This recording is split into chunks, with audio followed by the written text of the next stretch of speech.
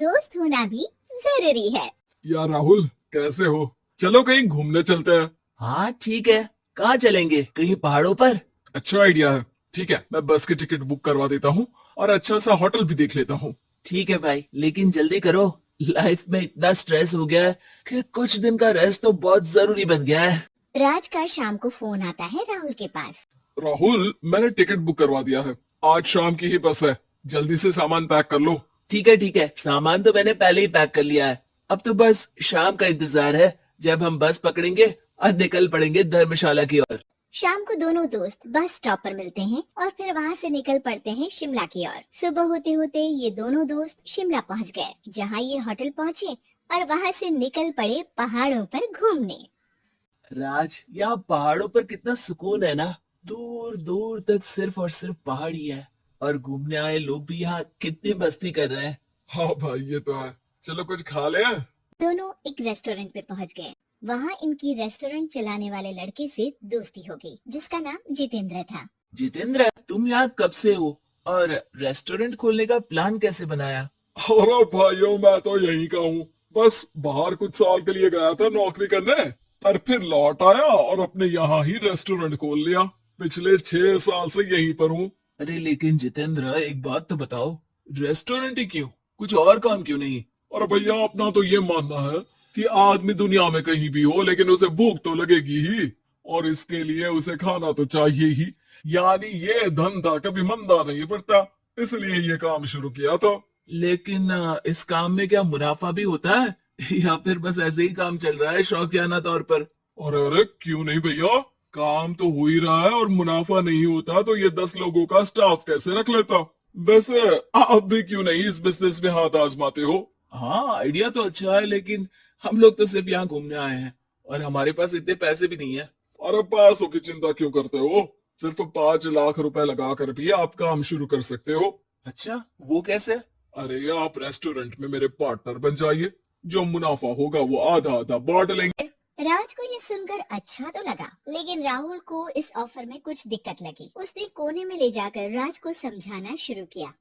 अरे राज, पागल मत बन। हम सिर्फ यहाँ घूमने आए हैं, ये ऑफर के चक्कर में क्यों पड़ रहे हो? कुछ काम शुरू ही करना होगा तो दिल्ली में शुरू करेंगे, यहाँ शिमला में क्यों? अरे बेवकूफ, दिल्ली में 5 लाख रुपए में कौन सा काम शुरू करेंगे? यहाँ शिमला में इतने कम पैसों में काम शुरू कर लेंगे और 1 साल में मुनाफा लेकर वापस भी चले जाएंगे। ओहो, अरे भाई तुम्हें जो करना है करो, लेकिन मैं इस बिजनेस में तुम्हारा साथ नहीं दे सकता। याद रखो, हम यहाँ सिर्फ घूमने आए हैं, कोई बिजनेस करने नहीं।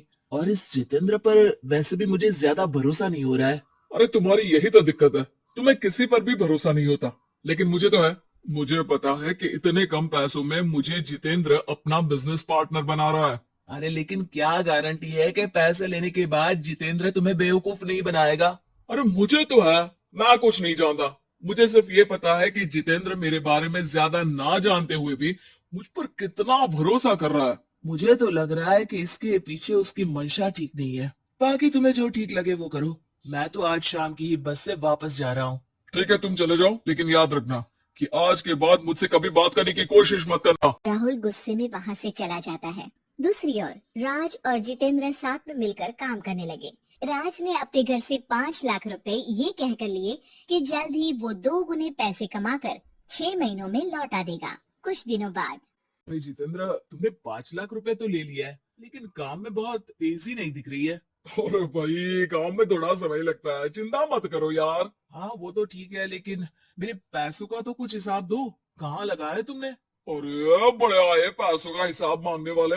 वो तो शुक्र मनाओ कि इतने कम पैसों में मैंने तुम्हें काम पर रख लिया है। क्या कहा तुमने? मुझे काम पर रखा है? अरे मैं तो तुम्हारा बिजनेस पार्टनर हूँ।